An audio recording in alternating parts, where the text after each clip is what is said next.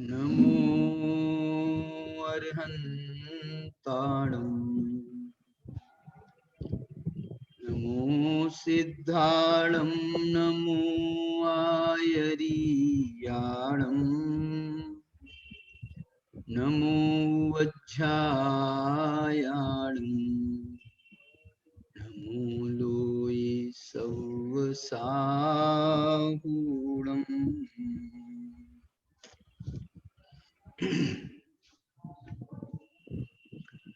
स्याद्वाद कौशल सुनिश्चल संयमाभ्याम यो भावयत्यहरः स्वमिहोपयुक्तः ज्ञानक्रियानय परस्पर तीव्र मैत्री पात्रीकृतः श्रयति भूमिमिमां स एकः।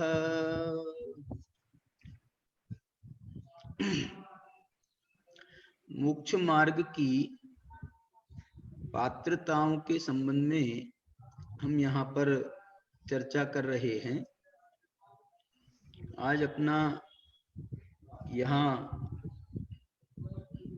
आरोहण प्रवास का आखिरी दिन है, इसलिए मैं पात्रता की ये जो हमारी चर्चा है इसको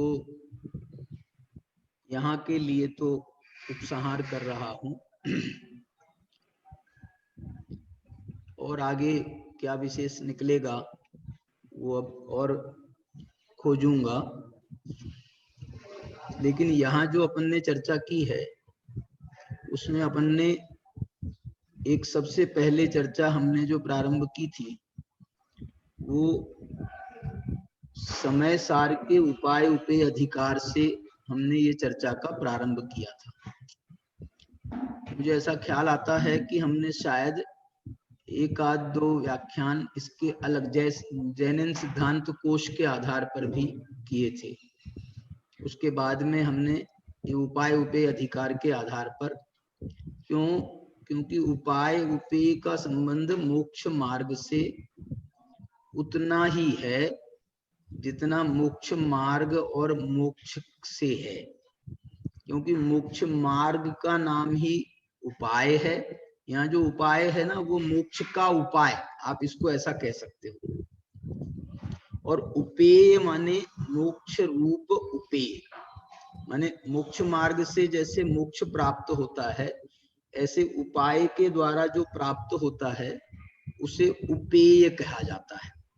ये संस्कृत का शब्द है, आचार्य अमृत चंद्र ने ये प्रयोग किया है, उपायोपेय भावस् चिंत्यते। अब हम यहाँ उपाय उपेय भाव का चिंतन करते हैं। देखो ये विषय को उन्होंने विशेष रूप से, वैसे तो पूरे समय सार में आया है, लेकिन विशेष रूप से उपसंहार जब कर रहे हैं ग्रंथ का, यानी सबसे आखिरी बात, उस समय इस बात का वो विचार कर रहे हैं, उस समय इस बात का को बता रहे हैं कि भैया जो भी तुमने सुना है उसमें तुमको इस बात का विचार करना है। किस बात का?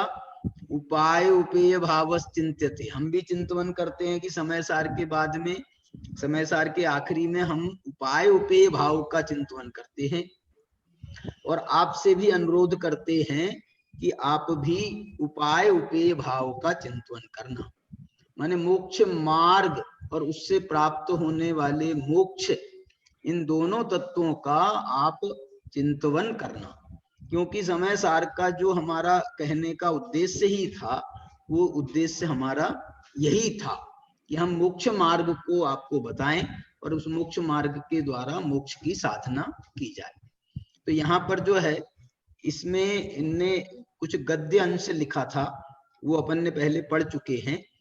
उसके बाद में इन्होंने दो कलश नहीं, 266 से 278 तक 13 कलश हैं, 13 कलश जो उन्होंने ये उपाय उपेय भाव के संबंध में, माने उपसंहार में, समय सार के उपसंहार में उन्होंने ये 13 कलश लिखे हैं। इन 13 कलशों में 266 से 278 के 13 कलश हैं। 266 नंबर का कलश अपन ने पहले पढ़ा था। देखो मैं आपको एक बार फिर से पढ़ करके सुना देता हूं। ये ज्ञान मात्र निज भाव मयी मकंपाम भूमिं श्रयन्ति कथमप्यपनीत मोहा ते साधकत्वमधिगम्य भवन्ति मूढ़ास्त्वमुमनुपलभ्य परिरमन्ति। इस कलश का भाव ये है, ये ज्ञान मात्र निज भाव मयी अकंपाम भूमिम श्रयंती। जो ज्ञान मात्र निज भाव अपने भावमयी अकंप बिल्कुल चलायमान नहीं होती है, ऐसी अकंप भूमि का आश्रय करते हैं। श्रयंती आश्रयंती, किस प्रकार से आश्रय करते हैं? कथमप्यपनीत मोहा, किसी भी प्रकार से मोह का नाश करके।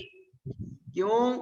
क्योंकि आत्मा का आश्रय ज्ञान मात्र निज भाव अकंप की अकंप भूमि का आश्रय करने में यदि कोई सबसे बड़ा बाधक तत्व है तो वो बाधक तत्व है मोह, विशेष रूप से दर्शन मोह। विशेष रूप से ये दर्शन मोह के लिए कहा कथमप्यपनीत मोह। और वास्तव में तो ये है कि जब जब ये जीव स्वरूप से च्युत होता है, जब जब ये जीव, तब तब मोह ही आड़े आता है। वो दर्शन मोह चला जाने के बाद में भी जो ये चौथे गुण स्थान, पांचवें गुण स्थान, छठे गुण स्थान में ये स्वरूप से जीव च्युत होता है, तो वहां कौन कारण है? वहां भी ये मोह ही कारण है। वो चारित्र मोह है, दर्शन मोह चला गया है लेकिन चारित्र मोह भी उसके आड़े। चारित्र मोह का उदय ये इसको हमारे स्वरूप से मिलने नहीं देता। मोह ऐसा आड़े आता है। अभी जैसे हम अपने स्वरूप का ध्यान करने बैठे, समझ लो स्वरूप का ध्यान करने बैठे, उनकी आवाज आ गई, उनने शोर कर दिया, उनने बुला लिया, पत्नी ने बुला लिया, बच्चे ने आवाज दे दी। अब क्या करें बताओ? अब उनको तो पता नहीं कि भैया हम ध्यान कर रहे हैं। देखना, ध्यान यदि हम इस मुद्रा में बैठ करके ध्यान करें ना, तो दुनिया को मालूम रहता है कि भैया ये सामायिक कर रहे हैं, ये सामायिक कर रहे हैं, तो वो थोड़ा सा उसका विवेक तो होता है। लेकिन आप यदि ऐसा नहीं करो, ऐसा कोई पद्धति से, तो जो है कोई भी समझेगा कि नहीं तुम तो ऐसे ही आराम कर रहे हो, ऐसे ही बैठे हो, तो उनने आवाज दे दी, लो भैया ये काम करो। इसलिए देखो ये जो द्रव्य सामायिक है ना, ये द्रव्य सामायिक भी हमको कितना बचाती है ना। लोग में सबको मालूम है, नहीं भैया सामायिक कर रहे हैं, अरे नहीं, माने ये जो है ये द्रव्य सामायिक हमको बचा रही है। लेकिन यदि आप ये नहीं कर रहे हो और आप अपने स्वरूप का विचार भी कर रहे हो, चिंतन भी कर रहे हो, तो उसकी कोई वैल्यू नहीं, उसको कोई मानता नहीं है। वो कहेंगे कि अरे वो तो ऐसे ही बैठे हैं। टल्लू। ऐसे ही बैठे हैं, इनको तो जो है अब खाली बैठे हैं, इनको कुछ काम दो, खाली बैठे हैं इनको कुछ काम दो। तो बोले साहब जो कर दो भैया, जो सफाई कर दो, जो ये कर दो, ये कर दो, ये देखो ये जो काम नहीं कर रहा है, हमारा पंखा नहीं चल रहा। बोलो कोई ना कोई। अच्छा एक बात बताओ, पत्नी ने कहा तो आप मानते क्यों? सुनना, मैं दूसरी बात कह रहा हूं, मैं आपको लड़ा नहीं रहा। आप मानते क्यों? बच्चे ने कहा तो आप मानते क्यों? भाई ने कहा, माँ बाप ने कहा तो आप मानते क्यों हो? बताओ। हाँ, आप मानते क्यों हो? क्योंकि आपको मोह है उनसे, और इतना मोह है कि आप अपने को छोड़कर उनका ध्यान रखने जा रहे हो, अपने स्वरूप की आराधना छोड़ करके उनका ध्यान रखने जा रहे हो। बोलो ये और क्या है? इसको हम क्या कहें? मूर्खता नहीं कहें, मूर्खता नहीं कहें तो क्या कहें? लेकिन ऐसे बोलने से, हमारे बोलने से जो है ना कोई छोड़ नहीं दे रहा। छोड़ना तो है। बाबू भाई एक बात कहते थे, आजे मानो काले मानो या अनंत काल के बाद मानो। मानना तो तुमको यही पड़ेगा भाई साहब। मानना तो ये, आजे मानो काले मानो, आज मान लो या कल मान लो, या अनंत काल के, क्यों कल आता नहीं है ना। अनंत काल के बाद मानो, लेकिन मानना यही पड़ेगा। मानना क्या पड़ेगा? कथमप्यपनीत मोहा, किसी भी प्रकार से मोह का नाश करके, जैसे ही मोह नष्ट होगा वैसे ही तुम्हारी स्वरूप की आराधना चालू हो जाएगी। ऐसा भी कह सकते हैं, जितना जितना मोह नष्ट होगा उतना उतना स्वरूप की आराधना चालू हो जाएगी। दर्शन मोह नष्ट हो गया तो स्वरूप की आराधना उतनी चालू हो गई। चारित्र मोह में अप्रत्याख्यान नष्ट हुआ, फिर प्रत्याख्यान नष्ट हुआ, फिर संजुलन नष्ट हुआ। जैसा जैसा जितना जितना कम करोगे उतना उतना तुम्हारे, ये देखो इसको लोक में जो कहावत है ना, जितना गुड़ डालोगे उतना मीठा होगा। ऐसा आप अपने स्वरूप की आराधना जितनी करोगे उतना उतना कषायों का नाश होगा, मोह का नाश होगा। अथवा अथवा उल्टा कह लो, जितना जितना मोह का नाश करोगे व्यवहार जो है ना, व्यवहार वो उधर से चलता है। व्यवहार उधर से चलता है, उधर से चलता है माने वो ये कहता है तुम इतना नाश करोगे, तुम मोह का नाश करोगे, तुम स्त्री पुत्र कुटुंब परिवार छोड़ोगे, तुम ये करोगे, तुम ये व्रत लोगे, तो तुम्हारे को स्वरूप की आराधना करने को मिलेगी। ये व्यवहार की तरफ से जो कथन होता है ना, बाहर की तरफ से ये कथन होता है व्यवहार ने। और निश्चय ने क्या कहता है मालूम? निश्चय ने कहता तुम जितनी स्वरूप की आराधना करोगे उतना मोह नष्ट होगा। क्या बोला? देखो बहुत मार्मिक बात कह रहा हूं। व्यवहार इस ऐसे चलता है, बाहर से व्यवहार से निश्चय पहुंचाता है। और निश्चय जो निश्चय का कथन होता है, वो निश्चय ये कहता है, निश्चय प्रधानता स्वरूप को देता है, वो स्वरूप को प्रधानता देता है। तो वो कहता है जितना जितना तुम स्वरूप का अवलंबन करोगे उतना उतना तुम्हारा मोह नष्ट होगा। दर्शन मोह नष्ट होगा, फिर चारित्र मोह नष्ट होगा, चारित्र मोह क्रम क्रम से नष्ट होगा। तो जो भी क्रम है उसके वो नाश करने के ये विधान है। यहाँ तो ये कह रहे हैं कथमप्यपनीत मोहा। ये बड़ा शब्द है, बड़ा बड़ा किस अर्थ में है? कथमपि, उन्होंने लिखा ना कई बार, कथमपि मृत्वा, कथमपि ये बहुत बड़ा शब्द है। कथमपि माने किसी भी प्रकार से। एक बार एक जगह उन्होंने और लिखा है, ऐसा बहुत जगह लिखा है, कथमपि मृत्वा आया एक जगह आया कथमपि ही लभन्ते। एक कलश है, कथमपि ही लभन्ते, क्या है? भेद विज्ञान मूलाम अचलित अनुभूतिम, ऐसा लिखा है। क्या बोला? कथमपि ही ये शायद संवर अधिकार का कलश है। संवर अधिकार के कलश में वो ये लिख रहे हैं कथमपि ही लभन्ते भेद विज्ञान मूलाम मचलित अनुभूतिम यावदाविर बभूव, ऐसा लिखा है। देखो मिल जाएगा, एक मिनट अभी आपको सुनाता हूं। एक और जगह कथमपि मिल गया, वो बताता हूं। कथमपि ही लभन्ते, शायद और कहीं है, वेद विज्ञान मूलाम अचलित अनुभूतिम यावदाविर बभूव। इसमें वो कलशों की सूची नहीं, दूसरा वाला समय सार देना। इसमें एक दूसरा कथमपि मिला है, वो मैं आपको सुना रहा हूं, देखो। कथम 21 नंबर का कलश को जैसे बड़ा प्रिय है अमृत चंद्राचार्य को शब्द। वो कह रहे हैं 21 नंबर का कलश है, 21 नंबर का कलश है। हाँ, शुरुआत 21 नंबर 21 नंबर का कलश है। कौन सी गाथा के बाद है? ये 19-20 के बाद में होगा। हाँ, 21 नंबर का कलश है, 21 नंबर का। कहां पर मालूम? वो अई कथम अपि मृत्वा के आसपास है। अई कथम अपि मृत्वा है 33 नंबर का कलश, और 32 नंबर का मालूम कलश क्या है? 32 नंबर का वो है त्यजतु जगदिदानी मोह मा जन्म लीनम। हे जगत त्यजतु, छोड़ो, हे जगत इदानीम, लो यहां पर कह रहे थे कथमपि, और यहां पर कह रहे हैं अभी छोड़ो, इदानीम अभी। त्यजतु जगदिदानी मोह मा जन्म लीनम रसयतु रसिकानाम रोचनम ज्ञान मुद्यत। क्यों?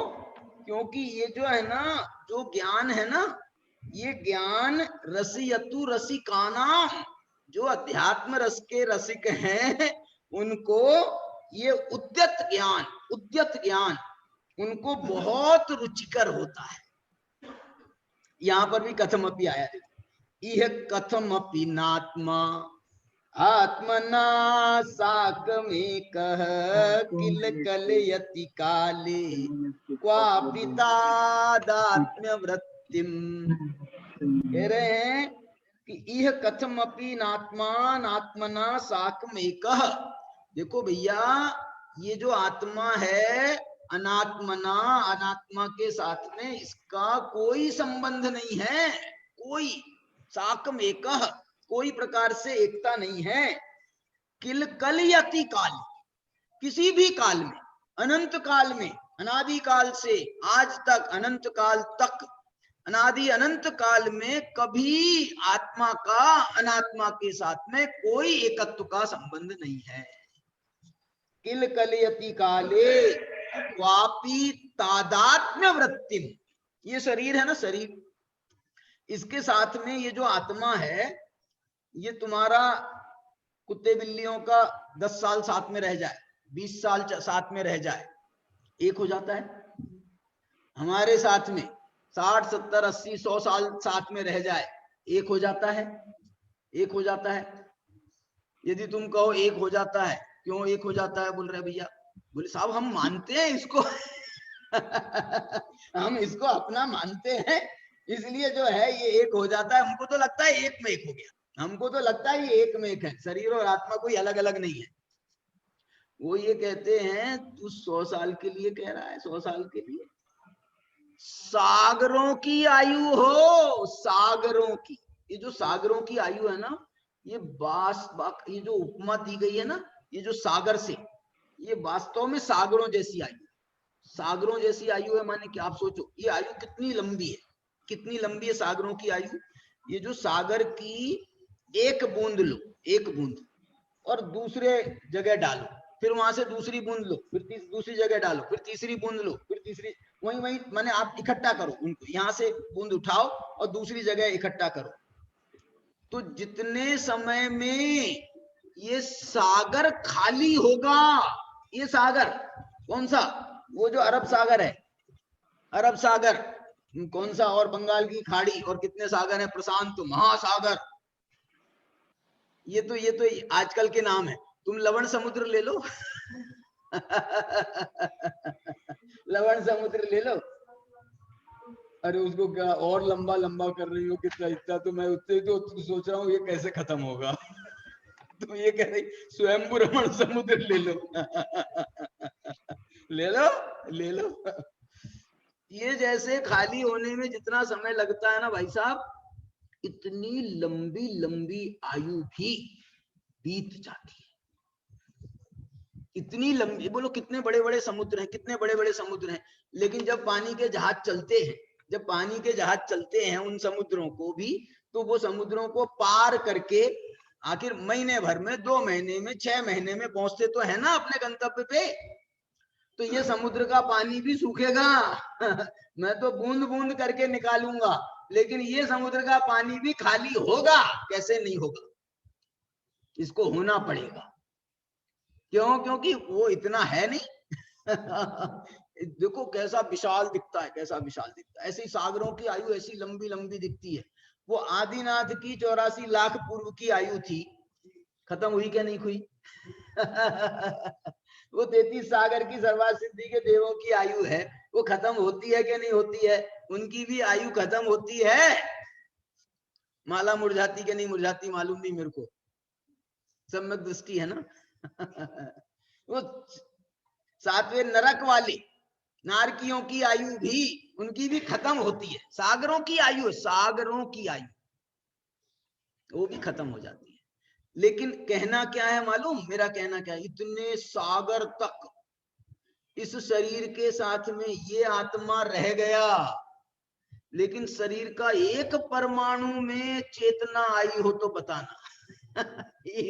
एक परमाणु में चेतना आई हो तो बताना, अथवा आत्मा का एक प्रदेश अचेतन हुआ हो तो बताना। आत्मा का एक प्रदेश अचेतन नहीं हुआ, एक भाव अचेतन नहीं हुआ, एक भाव अचेतन नहीं हुआ, एक प्रदेश अचेतन नहीं हुआ, एक समय के लिए अचेतन नहीं हुआ, एक समय के लिए, द्रव्य से, क्षेत्र से, काल से, भाव से। उसके बाद भी तुम कह रहे हो कि ये शरीर मेरा है, ये शरीर मेरा है। यहां लिख रहे वो कथमपि। देखो इसके बाद में एक कलश और दिया उन्होंने 127 नंबर को। कथमपि सुना रहा हूं मैं, कथमपि। यदि कथमपि धारा वाहिना बोधनेन ध्रुवमुपलभमान शुद्धमात्मानमास्ते तदमुदयद आत्मा राममात्मानमात्मा पर परिणतिरोधात् शुद्ध में वाभ्युपैति। यदि कथमपि, सुनो ऐसा होता है, हम बहुत कह रहे भैया मान जाओ, भैया मान जाओ, भैया मान जाओ, अब तुम नहीं मान रहे। तो जो है ना, बहुत करुणा आती है ना, आचार्यों को करुणा आती है, तो वो ये कह रहे हैं अच्छा चलो कोई बात नहीं, तुम 1 मिनट के लिए मान सकते हो क्या? मनवाना है अनंत काल के लिए। मनवाना तो है, इंटेंशन अनंत काल के लिए मनवाने का है, लेकिन उसको जो है उसको टुकड़ा डालते हैं, जैसे डालते ना, तो उसको टुकड़ा डालते हैं। तो अच्छा 1 मिनट के लिए मान सकता है क्या? 1 मिनट के लिए मान सकता है क्या? अरे चलो यार, अब अपन जो है इतना समय खराब करते हैं और दूसरे काम में करते। अब ये कह रहे हैं, अब ये 1 ही मिनट तो मांग रहे हैं अपने से, तो इतनी हमारे पर दया करके, किन पर? आचार्यों पर दया करके। आचार्यों को इतनी करुणा की, जो है ना, करुणा की ही ये मालूम भाषा होती है। माँ बाप अपने बच्चे को से कोई बात मनवाना चाहते हैं और बच्चे बड़े बड़े हो जाते हैं तो मनवाने में भी कष्ट होता है। बचपन में तो जो है हमने हाँक दिया और उनने मान ली, बच्चों ने थोड़ी सी डांट लगा दी तो मान ली। बड़े हो जाए बच्चे तो मानते नहीं है। तो भैया दादा कौन से कह रहे? भैया दादा, फिर भी ना माने, तुम्हारे पांव पड़ते हैं। कौन कौन कौन के पढ़ रहे हैं? तो आचार्य कह रहे हैं हम तुम्हारे पांव पड़ते हैं।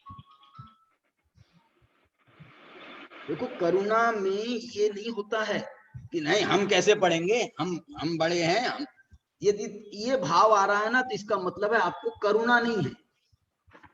तो करुणा तो कहती है किसी भी प्रकार से हो जाए काम, किसी भी प्रकार से। पांव पड़ना तो कहा चले जाएगा मोरे बाप को, क्या चला जाएगा, पढ़ लेंगे, जाके पढ़ने हम पढ़ दे रहे। सर इसने हमको कल सुनाया था, इसलिए जो है पांव पढ़ रहा हूं मैं, ऐसे मुफ्त में नहीं पढ़ रहा।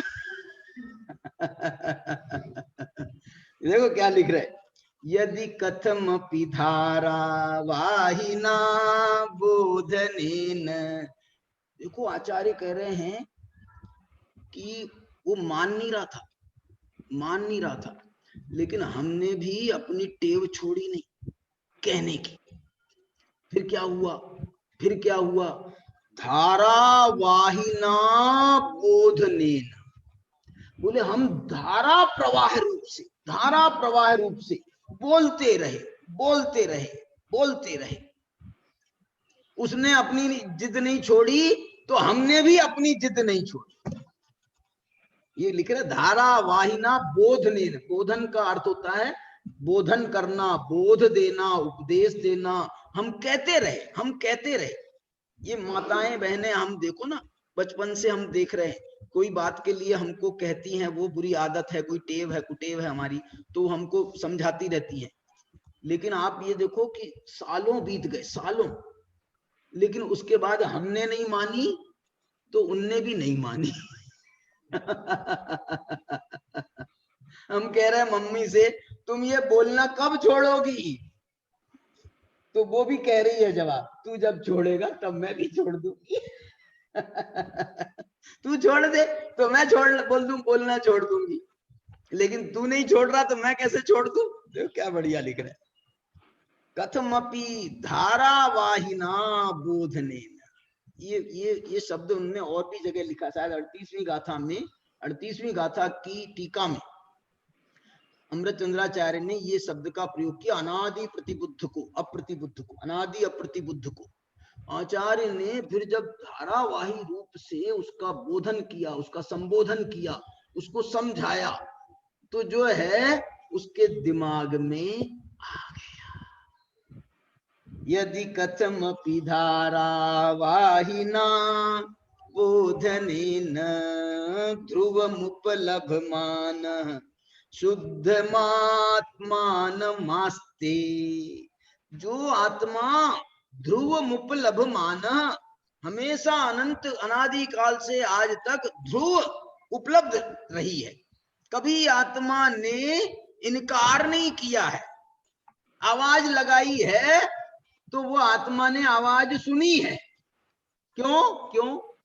क्योंकि ध्रुवम उपलभमान है, क्योंकि वो हमेशा उपलब्ध रही है और ऐसी नहीं रही है जैसे हम हो जाते हैं प्रमादी, सो जाते हैं। ऐसी आत्मा कभी नहीं सोई। क्या बात है। ध्रुव मुपलभ माने, उपलब्ध माने का मतलब देखो आप क्या अर्थ होता है। उपलब्ध माने का अर्थ होता है हम तो भाई साहब सदा उपलब्ध हैं। कैसे बोलते हैं अपन, हम तो भाई साहब सदा उपलब्ध हैं। जैसे आपने कही कि साहब हमारा पंच कल्याणक की तिथि निकल रही है, मार्च की निकलेगी, नहीं तो मई की निकलेगी, नहीं तो जैसी भी निकलेगी, आपको आना है। हम क्या कहते हैं, हम तो साहब हमेशा तैयार हैं।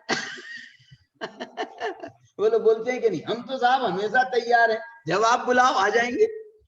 आपने अभी बुलाया हम आ गए, आप बाद में बुलाओगे, जब बुलाओगे आ जाएंगे। बोले साहब ऐसा तुम कैसे कर लेते हो, कैसे कर लेते हो। बोले हम तो ध्रुवम उपलब्धमान। हम तो हमेशा उपलब्ध हैं। कैसे उपलब्ध हो, बोले जैसे पर्याय को द्रव्य पर्याय को आत्मा उपलब्ध होती है ना सदा काल। सुनो, पर्याय को द्रव्य कह रहा हूं मैं, द्रव्य को पर्याय नहीं कह रहा हूं। क्या मतलब हुआ, द्रव्य को पर्याय सदा उपलब्ध होती है, वो तो एक समय के लिए है। पर्याय एक स्पेशल पर्याय के रूप में तो सदा काल उपलब्ध रहेगी, लेकिन स्पेशल पर्याय वो सदा उपलब्ध रहती है क्या, वो तो नष्ट हो जाती है एक समय के बाद में। लेकिन जो ध्रुवम उपलब्धमान है, जो ध्रुव आत्मा है, वो सदा काल उपलब्ध है। अर्थ क्या है, एक तरफा है, एक तरफा। पर्याय को द्रव्य सदा काल उपलब्ध है, द्रव्य को पर्याय सदा काल उपलब्ध नहीं है। ये तो उत्पाद व्यय स्वभाव वाली है, और जो द्रव्य स्वभाव है वो ध्रुव स्वभाव वाला है। वो उससे कहते हैं साहब तू हमेशा क्यों नहीं रहती है साथ में, तू हमेशा क्यों नहीं रहती है साथ में, पर्याय से कहें हम, तू हमेशा क्यों नहीं रहती है साथ में। तो वो कह रही है मेरा स्वभाव ही नहीं, मेरा तो स्वभाव ही है, अभी पैदा होंगी अभी नष्ट हो जाऊं, अभी पैदा होंगी अभी नष्ट, अब मेरा ऐसे ही स्वभाव है। क्या बात है। तद अयम उदयद आत्मा रामम आत्मानम आत्मा पर परिणति रोधात, परिणति को छोड़ करके शुद्धमेवाभ्युदयति। जब ऐसा आत्मा, ऐसी ध्रुव उपलब्ध आत्मा का वो धारावाहिक रूप से उसका बोधन करता है, उसका ध्यान करता है, तो शुद्धमेवाभ्युदयति, तो उसको शुद्धता की ही प्राप्ति होती है। ऐसा। अब मैं जो आपको वो सुना रहा था ना, कौन सी 21 नंबर का कलश, देखो बड़ा प्यारा कलश है, बहुत सुंदर। देखो ये 19 नंबर की गाथा जो है ना, 19 नंबर की गाथा अप्रतिबुद्ध की, उसके बाद है ये। अप्रतिबुद्ध की गाथा है, माने क्या हुआ, अप्रतिबुद्ध माने अज्ञानी की गाथा है 19 नंबर की। उसके बाद ये आचार्य के मुंह से कलश निकला है, किसको समझाते हुए, वो अप्रतिबुद्ध को समझाते हुए उनके मुंह से ये कलश निकल रहा है। क्या कलश निकल रहा है? हे अप्रतिबुद्ध, हे भव्य जीव, तू अप्रतिबुद्ध है, ये बात पक्की है, लेकिन तू जल्दी प्रतिबुद्ध हो जाएगा, हमको ऐसा लगता है। क्या बोल रहे? तू अप्रतिबुद्ध है ये बात तो पक्की है, लेकिन हमको ऐसा लगता है कि तू समझाने पर जल्दी प्रतिबुद्ध हो जाएगा, इसलिए उसको समझाने के लिए, हेलो हेलो, हमने तुम्हारे पांव पड़े थे यार, अभी तुम बातें कर रहे हो, सुनो क्या कह रहे। उनको ये लगता है कि अप्रतिबुद्ध है जरूर, लेकिन ये जो है ना, जिस मुद्रा में बैठा है, जिस चाव से सुन रहा है, जिस वो जो है ना, जैसी उसकी भाव भंगिमा दिख रही है, तो आचार्य को भी करुणा ऐसी दौड़ती है, करे यार इनको समझाए ना तो ये समझ जाएंगे। ये जो है ना, वो कहते हैं ना अपन, इन तिलों में तेल है। इन तिलों में तेल है, इसलिए जो है यदि इनका अच्छी तरह से रोथन किया जाएगा तो इसमें से तेल निकलेगा। तो उनको समझाने के लिए ये आचार्य ने कलश लिखा। देखो क्या बढ़िया कलश है भैया। कथमपि हि लभन्ते भेद विज्ञान मूलाम मचलित मनुभूतिम ये स्वतो वान्यतो वा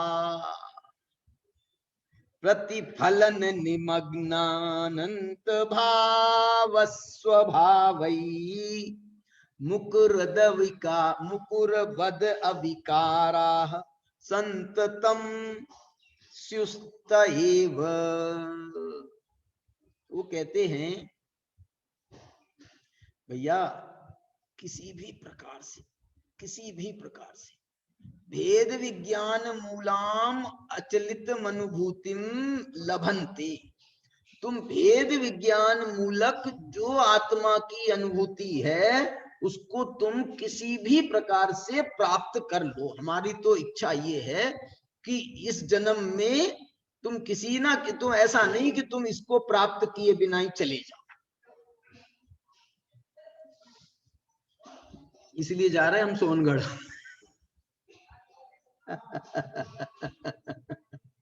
उससे बढ़िया स्थान क्या होगा। गुरुदेव की भूमि है, तो जो है बिल्कुल ऐसे ही सोच के जा रहे। मैंने अभी हमने वहां जाने के लिए जो है ना, हमारे भैया ने कहा कि भैया तुम वहां से जो है तुम्हारा सुबह का स्वाध्याय जो तुम वहीं से करना, अब तो अपना ये चालू हो गया ना। क्या बोलते हैं इसके द्वारा, जूम से करते रहना, 1 घंटे की तो बात है, कर देना। मतलब नहीं भैया मेरे को नहीं करना। वहां तो जो है मेरे को शांति से रहना है, मुझे शांति से रहना है। शांति से रहना है मतलब 3 टाइम गुरुदेव का स्वाध्याय सुनने को मिलेगा, 3 टाइम। हमने भाई साहब से भी कहा, भाई साहब क्यों मना कर दिया मालूम? तुम्हारे चक्कर में।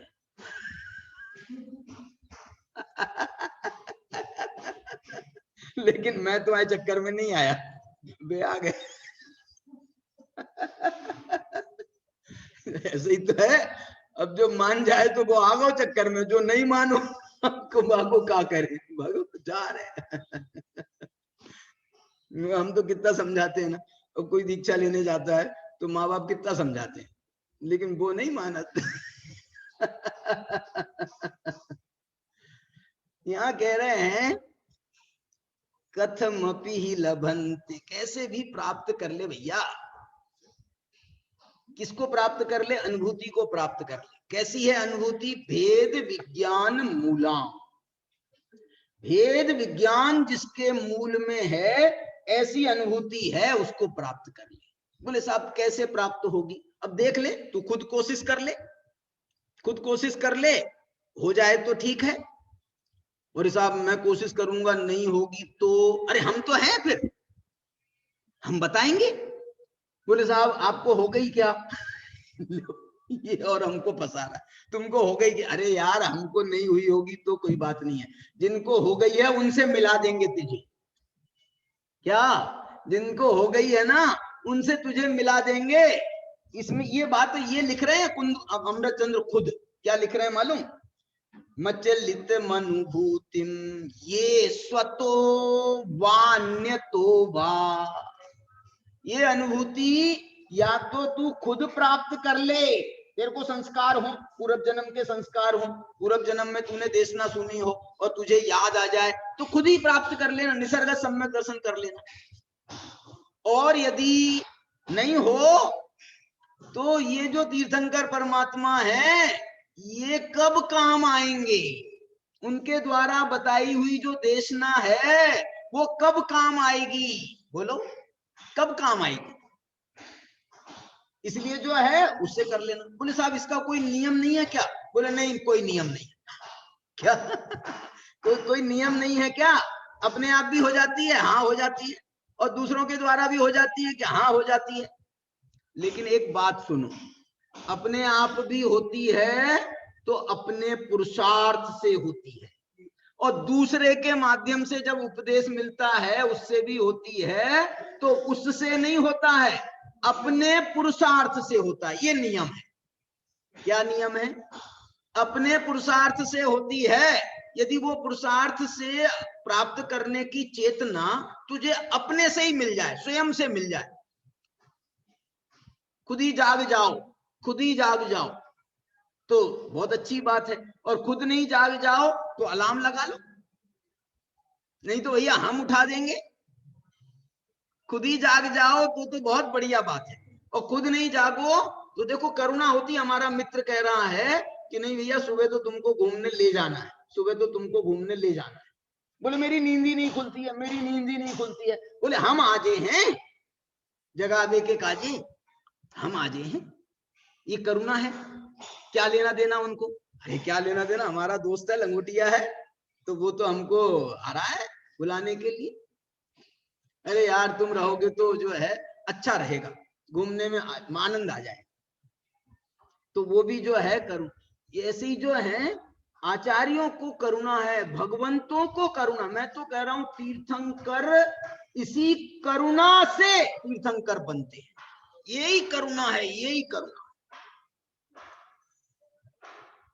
वो कह रहे तीर्थंकर परमात्मा हम तो जय हैं, हम तो कहां ऊपर मोक्ष में, हम तो जय हैं, लेकिन अकेले नहीं जय हैं। 1,50,000 को लेकर के जाए हैं। अरे आदिनाथ भगवान के समय में काल इतना था कि वहां तो मालूम नहीं उनने करोड़ों ले गए अपने साथ। अपने लिखे है ना, लिखे हैं शास्त्रों में, लिखे हैं ना कितने कोड़ा कोड़ी सोनागिर से गए, कितने कोड़ा कोड़ी वहां से गए, और वो सम्मेद शिखर से कितने कोड़ा कोड़ी गए?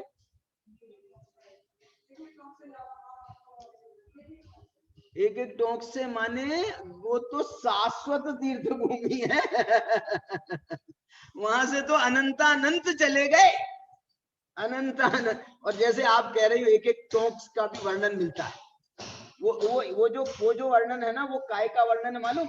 वो इसी अभी ये अवसर अपनी काल का, अभी इस काल का वर्णन है, वो सदा का नहीं है, हमेशा से। तो वहां से शाश्वत तीर्थ धाम है, वो तो अनंत हो गए चले गए। लेकिन ये जो इतने चले गए, इतने कोड़ा कोड़ी चले गए, इतने कोड़ा कोड़ी इस टोंक से चले गए, इस टोंक से चले गए, ये तो इसी ये चौथे काल की बात है, ये अभी वाले चौथे काल की बात है। देखो तो सही, मैं कह रहा हूं जीव क्यों नहीं जाएंगे? तीर्थंकर 20 19 तीर्थंकर वहां से चले गए, 19 चले गए, 20 चले गए, और बाकी जगह से 4, ऐसे 5 अपने सिद्ध क्षेत्र है ना, तो सम्य शिखर से 20 तीर्थंकर चले गए। बोलो तीर्थंकरों को जो भूमि पसंद हो, हमको क्यों नहीं पसंद आएगी? वो भूमि से साधना करने के लिए हमको क्यों नहीं पसंद आएगी? तीर्थंकर सब जगह घूमत रहे दुनिया देश में, समोसरण के साथ में दुनिया देश में घूमते रहे, लेकिन जब निर्वाण जाने का नंबर आया तो वहीं जाकर के उन्होंने अपना योग निरोध किया। जैसे महावीर स्वामी ने पावापुरी में योग निरोध जाके किया था ना, ऐसे 20 तीर्थंकरों ने सम्मेद शिखर में जाकर योग निरोध किया है, क्योंकि जिस स्थान पर योग निरोध किया जाता है उसी स्थान से मोक्ष होता है। यहां से योग निरोध किया जाता है। क्यों? योग निरोध माने 13वें गुणस्थान का अंत, अब 14वां गुणस्थान ही उसके बाद बाकी है। योग निरोध करने के बाद में अंतर्मुहूर्त बाद में मोक्ष हो सकता है। और जैसे कोई तीर्थंकरों को योग निरोध में उनने बहुत समय लिया, शायद आदिनाथ का योग निरोध का काल 1-8 महीने का है, मेरे को ऐसा ध्यान आ रहा है। योग निरोध कह रहा हूं, अयोग का नहीं कह रहा हूं।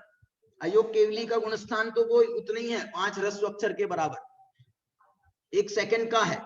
लेकिन उसके पहले की जो भूमिका बनती है योग निरोध करने की, बोलना बंद कर देंगे, एक स्थान पर जाकर के स्थिर होकर के बैठ जाएंगे, काय योग का निरोध कर देंगे, वचन योग का निरोध कर देंगे, मन का निरोध तो पहले ही कर चुके। तो ये जो है इसके बाद भी देखो काल लग जाता है, तीर्थंकरों को काल लग जाता है। महावीर भगवान माने ऐसा काल लगता क्यों है तीर्थंकरों के साथ में? तो हमारे पास में एक जवाब फिक्स है, उनको काल नहीं लग रहा था ज्यादा, वो तो जल्दी कर लेते, लेकिन उनको ये योग निरोध का स्वरूप बताना था ना पूरी दुनिया देश को। तीर्थंकरों के पीछे कमंडलू नहीं होते, लेकिन हमारे भाई साहब जब वो दीक्षा कल्याणक कराते हैं ना तो ये पीछे कमंडलू रखते हैं। तो उनसे पूछा, भैया तीर्थंकरों के जो पीछे कमंडलू होते नहीं है तुम रख रहे हो? क्योंकि उनको तो परिहार विशुद्धि चारित्र होता है, उनको और रिद्धियां प्राप्त होती हैं, तो उसके कारण से उनको पीछी कमंडल की जरूरत है। उनके माध्यम से जीवों की हिंसा हो तो ये पीछी चाहिए ना, हिंसा होती है। तीर्थंकरों को वो नहीं होता, क्या बोलते हैं, निहार नहीं होता है, तो कमंडलू की क्या जरूरत है? कमंडलू की क्या जरूरत है? तो उनको नहीं होता है। बोले फिर भी हम रखते हैं, और ये परंपरा चली आ रही है अपने आप शुरू से। तो बोले क्यों रखते हो फिर, जब ये तो गलत हो गया, सिद्धांत विरुद्ध हो गया? बोले नहीं, फिर क्यों रखते हो? बोले हमको दुनिया देश को बताना है कि हमारे मुनिराज ऐसे होते हैं पीछी कमंडलू के धारी, ये बताना है। यदि ये नहीं बताएंगे तो हमारा आदर्श चरित्र, यदि तीर्थंकरों का आदर्श चरित्र है, उनके ही पीछी कमंडलू नहीं है, तो लोग तो फिर स्वच्छंद हो जाएंगे, बोले हमको भी जरूरत नहीं है, हमको भी जरूरत नहीं है। क्यों? क्योंकि आखिर कुछ थोड़ा सा भजन तो होता ही है ना उसका भी। एक महाराज जी के साथ में मैं चल रहा था, अपन जाते हैं ना एक स्थान से दूसरे स्थान पे जाते हैं, तो एक महाराज जी के साथ में मैं जा रहा था। तो मेरे से किसी ने कहा, कोई और दूसरे साथीदार ने, बोले महाराज जी से कमंडलू ले लो, महाराज जी से कमंडलू ले लो। तो वो महाराज जी भी हमको जानते थे, पंडित जी हैं। हम भी जान रहे हैं। तो उनने हमसे कहा कि महाराज जी से कमंडलू ले लो, कमंडलू ले लो। तो हमने महाराज जी से जाकर के निवेदन किया, महाराज जी आपका कमंडलू दे दो हमको। बोले नहीं पंडित जी, हम कमंडलू नहीं दे रहे, तुम चाहो तो पीछी ले लो।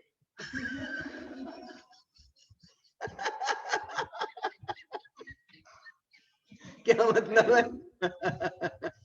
मेरे को ज्यादा समझ में नहीं आया था उस समय जब उनने कहा था, शायद कह भी दिया अच्छा लाओ दे दो।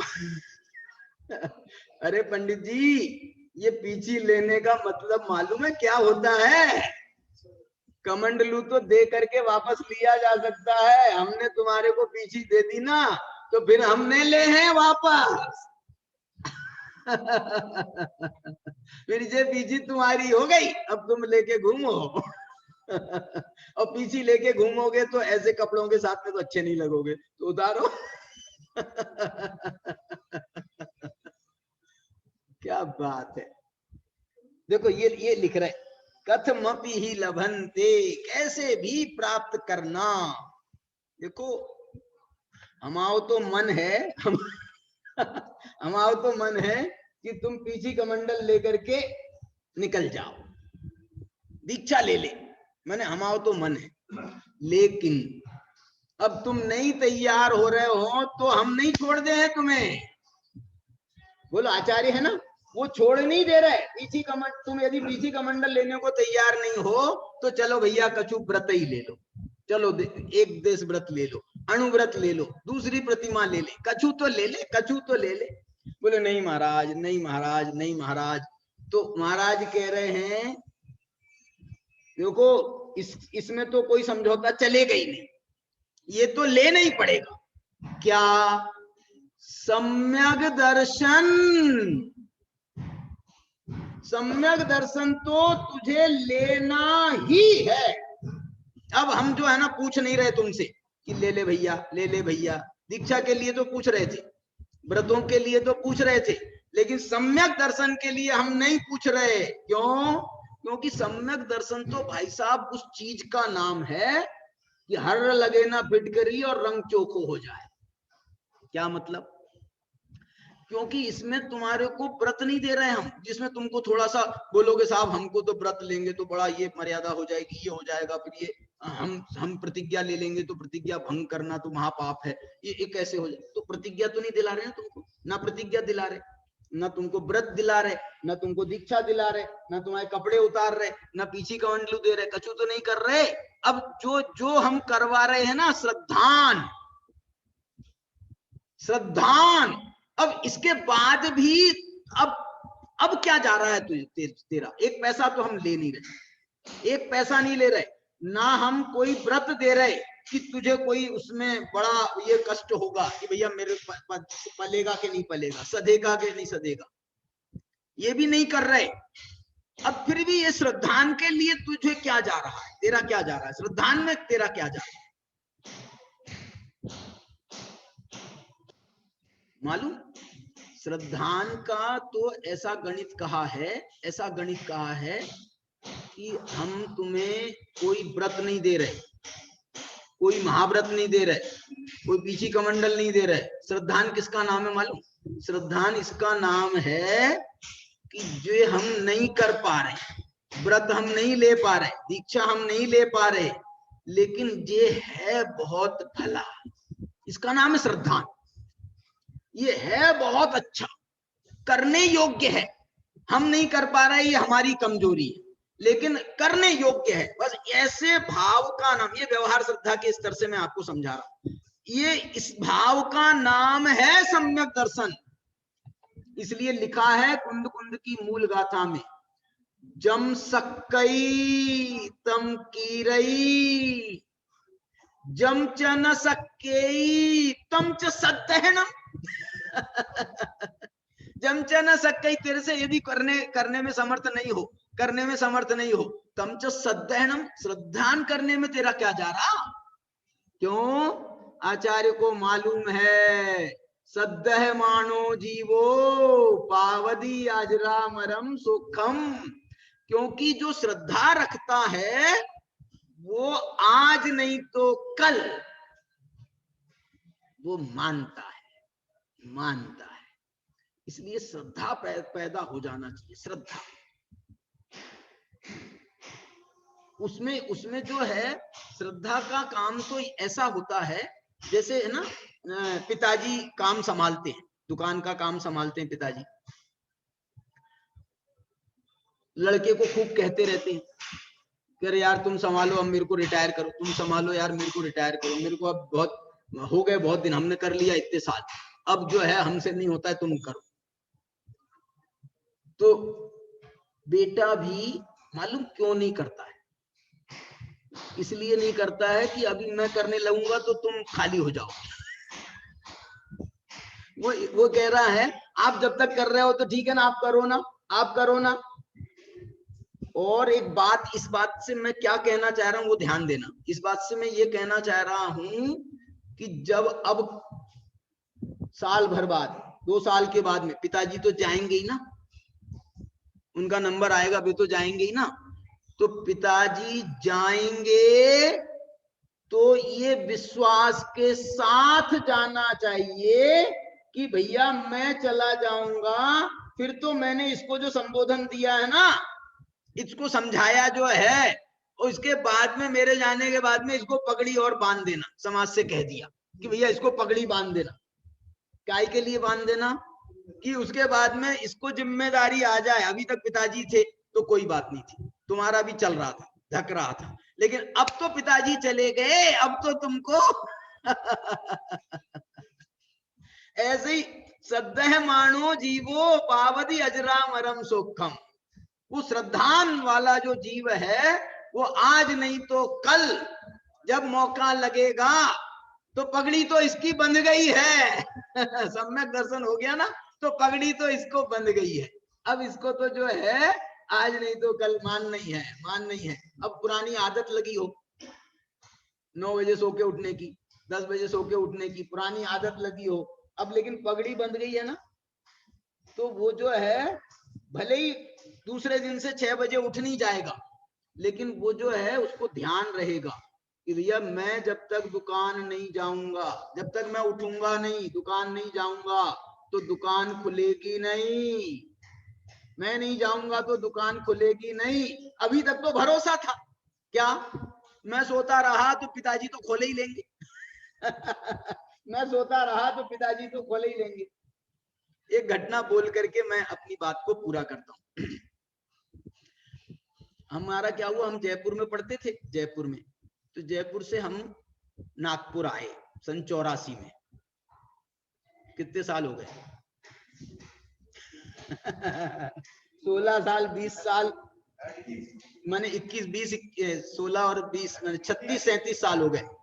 तो हम जो है ना 84 में हम वहां से आए थे। तो जब हम वहां से नागपुर आए, 7 साल रहा मैं, बहुत रहा, पढ़ने के बाद भी रहा वहां मेरी पढ़ाई पूरी हो गई ना, उसके बाद भी मैं वहां रहा जयपुर। 4 साल में पढ़ाई पूरी हो गई थी, उसके बाद में कुछ ना कुछ रहना था, बहाना ढूंढना था, तो मैंने आत्मधर्म का काम लिया, सर्विस करी, जॉब किया वहां पर। मालूम कितने, मैं पार्ट टाइम काम करता था, पढ़ाई भी करता था, पार्ट टाइम काम करता था। तो जो है ना 300-400 रुपए मिलते थे 300-400 रुपए उस समय की बात है। तो जो है वो काम किया। उसके बाद में और फिर हमने तो बाबू भाई ने मेरे को पगड़ी बांधी थी काय की पगड़ी बांधी थी मालूम? एक साहित्य प्रकाशन का डिपार्टमेंट खोला गया था और उनने कहा था कि तेरे को संभालना, तेरे को संभालना है, ऐसा बोल करके बाबू भाई ने मेरे को, उस समय बाबू भाई जिंदा थे, तो उनने जो है कहा था, और मैंने भी कहा, बिल्कुल ऐसा कहा था विश्वास के साथ में कि साहब मैं बिल्कुल मर जाऊंगा, लेकिन ये काम मैं छोड़ूंगा नहीं, जरूर करूंगा। लेकिन बाद में फिर कुछ परिस्थिति ऐसी बनी तो वो मन खट्टा हो गया, तो फिर हम आ गए जब हम आ गए तो अब कुछ ना कुछ तो काम करना था। हमारे भाई साहब हैं, उनने कहा, पिताजी भी थे तब, तो उनने कहा कि भैया अपनी दुकान है, बढ़िया बैठो दुकान में। मैं पंडिताई करके आया पढ़ाई करके आया, इतना करके आया, अब तुम मेरे को वापस दुकान में बिठा रहे हो, मैं नहीं बैठ रहा दुकान में मैंने मना कर दिया। तो बोले तुम क्या करोगे, ऐसे बैठे रहोगे, ऐसे खाली रहोगे, क्या करोगे, कुछ करना है कि नहीं करना? तो मैंने कहा फिर करा दो कुछ काम। तो बोले, मैं वहां पर ये पब्लिकेशन का काम किया था, बहुत शास्त्र, ये जो है ना 5 परमागम, गुरुदेव श्री चले गए थे 80 में, तो उनके हिंदी में परमागम छपना बंद हो गए थे सोनगढ़ से। तो ये 5 परमागमों को छापने के लिए वो साहित्य प्रकाशन का डिपार्टमेंट खोला गया, और हमने 1 साल में 10 लाख रुपए, उस समय की बात बोलो जब मुझे 300 रुपए मिलते थे, 10 साल, क्या बोल रहा हूं मैं, 1 साल में 10 लाख रुपए खर्च करके ये 5 परमागम हमने 1 साल में छाप करके दिए थे, 1 साल में। उसमें ज्यादा मेहनत का काम इसलिए नहीं था, ऑफसेट से छपता है ना, ऑफसेट से। ये किताब जो है ना, वो प्रेस वाले को किताब दे दो, बोले भैया ये किताब हमको 1000 किताब चाहिए। वो जो है ना, इतना बढ़िया सुविधा हो गई आजकल कि उनने फोटो खींची, इसके नेगेटिव बनाए और उनने छापा। आप कहो तो 15 दिन में आपको किताब दे देंगे, उसकी मुंह मांगी राशि दे दो, आप 15 दिन में आपको किताब दे दे। तो ऐसे करके जो है जितना मेहनत करना था उसमें, वो सब करके जो है हमने ये 1 साल में ये छपाए थे। अब उसके बाद में हमको ये छपाई का जो है थोड़ा सा नॉलेज था, तो नागपुर गए तो उनने पूछा हमारे भैया ने कि क्या करोगे, तो हमने बोला मेरे को प्रेस डाल, प्रिंटिंग प्रेस डाल दो, तो मैं जो है ना वो चलाऊंगा। ठीक है, तो उनके भैया के एक मित्र थे, वो पार्टनर, वो हमारे पार्टनर बन गए। भैया के एक मित्र थे और हम दोनों जन मिलकर के इनने हमारे को 1-1 लाख रुपए उनने दोनों ने मिलाए। भैया ने 1 लाख मिलाए, 1 लाख उनने मिलाए, उनके दोस्त ने हमको प्रेस खोल के दे दिया। पहले दिन की बात मैं बता रहा हूं, पहले दिन की। पहले दिन हम प्रेस खुला, उसका उद्घाटन हुआ, उनने हमको, भैया ने हमारे को गद्दी पर बिठाला, गद्दी पर बिठाला और गद्दी पर बिठाल करके कहा कि देखो ये प्रेस में हम आज आए तो आए, अब नहीं आएंगे। क्या आज आए तो आए, उद्घाटन में तो आए थे, तो लेकिन अब नहीं आएंगे। इसका मतलब क्या था? इसका मतलब है कि पूरी जिम्मेदारी तुम्हारी, तुम इसको कमाओ तो, गमाओ तो, अच्छा करो, बुरा करो, ऑर्डर मिले नहीं मिले, काम चले नहीं चले, हमारा कुछ नहीं। मैंने बोला यार तुम वहां पे, तुम्हारे पास में तो कोई बाथरूम वाथरूम है नहीं दुकान के पास में, और हमारी जहाँ जगह में था ना वहां पर एक बाथरूम था, तो हम लोग बाथरूम करने तो तुमको यहीं आना पड़ेगा। बोले उसके लिए मना थोड़ी कर रहा हूँ तुम्हारी दुकान पर भी आ जाऊंगा, लेकिन ऐसे ही देखने आऊंगा क्या कर रहे हो क्या नहीं कर रहे हो बस। लेकिन तुम कुछ कर रहे होगे तो मैं कुछ नहीं बोलूंगा, नहीं कर रहे होगे तो कुछ नहीं बोलूंगा, तुम जानो। देखो मैं ये कहना चाह रहा हूं, जैसे जब पगड़ी पगड़ी बंधती है ना, तो फिर आदमी को कुछ ना कुछ, उसको फिर उद्यमशीलता आती है, उद्यमशीलता आती है। और यदि वो नहीं हो तो फिर उद्यमशीलता नहीं आती है। ऐसे यहां पर भी ये कह रहे हैं, हम बोल रहे हैं पगड़ी बांध लो, काय के लिए? इस जन्म में कुछ नहीं तो, कुछ नहीं तो दीक्षा ले लो तो बहुत बड़ी, हम तुम्हारे चरण छुएंगे, तुम्हारे चरण छुएंगे, दीक्षा ले लोगे, व्रत ले लोगे तो हम तुम्हारा सम्मान करेंगे। लेकिन यदि कुछ नहीं तो श्रद्धा तो, माने सम्यक दर्शन तो इस जन्म में करके ही जाना, और नहीं तो मालूम मरने नहीं देंगे मरने नहीं देंगे। वो आ जाए ना, यमदूत आ जाएंगे तो हम कहेंगे रुक रे, रुक जा, पहले इनको अभी सम्यक दर्शन करान दो पहले, उसके बाद में लेके जाना। ऐसे ये बहुत बढ़िया तत्व ज्ञान का विषय है। ये ज्ञान मात्र निज भाव मई मकंपाम भूमिम श्रयंती। मैंने तो ये सोच के आया था कि ये पूरे 13 कलश आपको सुनाना है मुझे और इनका मर्म बताना है, लेकिन जो है अपना इसी में समय हो गया। बस ये जो ज्ञान मात्र निज भाव की जो अकंप भूमि है ना, उसका आश्रय करने के लिए आचार्य कह रहे हैं, तो आप 2 मिनट के लिए उस अकंप भूमि का आश्रय करें, मतलब उसका ध्यान करें, उसका विचार करें।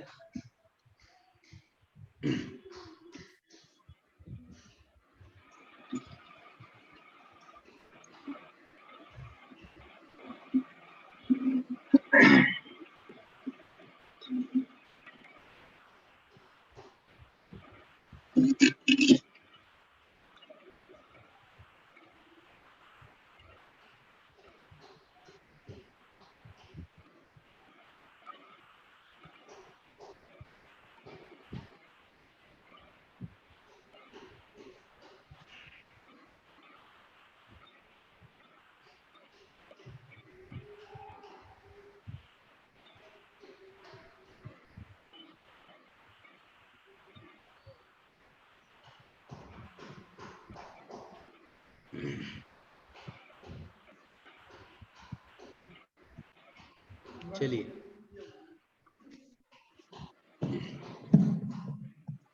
सूचना देनी चाहिए। हाँ जी, कुछ बोल रहे हो? हाँ जी, एक सूचना देनी चाचा।